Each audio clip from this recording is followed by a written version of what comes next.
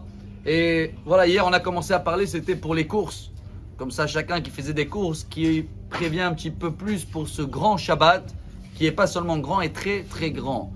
C'est unique et rare quand il y a 3 Sefer Torah qui sortent. Et vous avez bien remarqué que ces Sefer Torah, qu'est-ce qu'on va lire le premier? La paracha de Shabbat, Miketz.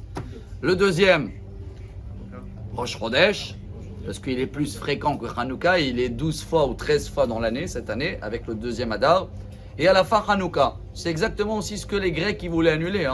Ils voulaient annuler quoi? Shabbat et Rosh Chodesh. Et bon, on a le bonus, la Brit Mila, que c'est le 8e jour de Hanouka. En fin de compte, les 3 livres de ce Shabbat représentent les 3 bases de tout le judaïsme que les Grecs voulaient nous éteindre pour qu'on sera comme tout le monde. Et Baruch Hashem, vous voyez bien que la lumière, la flamme est toujours là. C'est pour ça que je compte sur chacun de nous que ce Shabbat, pas seulement avoir une table beaucoup plus belle, même dans l'esprit, on a une chance, comme ça c'est marqué dans tous les livres des Chassidou, des Achronim, que les portes d'en haut, ils sont ouverts 3 palais.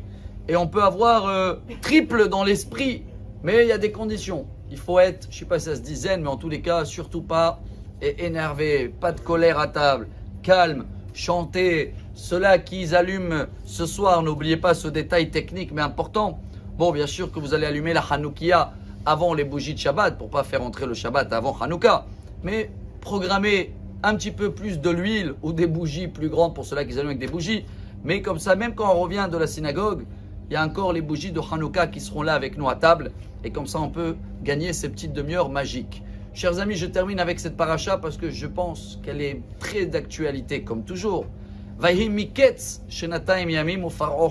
Enfin, après 2 ans, et Paro, il se lève avec un rêve. Ça fait 2 ans que tout le monde est en train de vivre. Je ne sais pas si c'est un rêve ou une réalité, mais comme vous le savez bien, ça fait 2 ans exactement. Et le message, il est ce qu'il dit Rabbi Nachman de Breslev. Avec des rêves, Yosef, il est rentré dans le trou. Et avec des rêves, Yosef, il a été sorti. Mais le Or HaChaim HaKadosh, il dit, Ufaro Cholem. 2 ans, Paro, il a rêvé le même rêve. Sauf que chaque matin, il a oublié le rêve, il a oublié l'interprétation.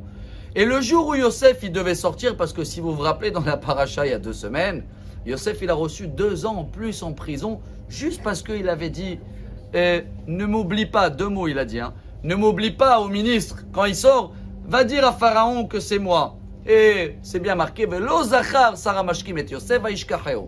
Dieu, il a donné un grand cadeau à Yosef. Imaginez-vous que Yosef, il aurait sorti parce que l'autre, il aurait glissé un mot à Pharaon. Eh bien, tous les gens dans le monde, ils vont croire qu'il faut glisser des mots, et il faut connaître un tel, et il faut avoir beaucoup de connexions. Et Yosef, le fait qu'il a eu 2 ans en plus, il a dit merci mon Dieu, grâce à moi, tout le monde, ils vont être conscients que peu importe qui tu connais, ça sert à rien de oui, je connais, parle sur moi. Il n'y a que Dieu qui décide. Et c'est quand c'est le moment, boum, les 2 ans de cauchemar, les 2 ans de rêve de Pharaon, ils se terminent vite, vite, vite, et le jour même, Yosef, il devient le roi. Voilà ce qu'on peut avoir ce Shabbat, un Shabbat de rêve, chers amis. On profite bien dans l'esprit, dans les chants, dans la lumière, dans la Torah, dans l'étude. Et on va voir, Bezrat Hashem, très vite. Hop, le rêve, il devient une belle réalité. Shabbat Shalom, Chodesh Tov et Hanouka Sameach. Amar Rabbi Elazar.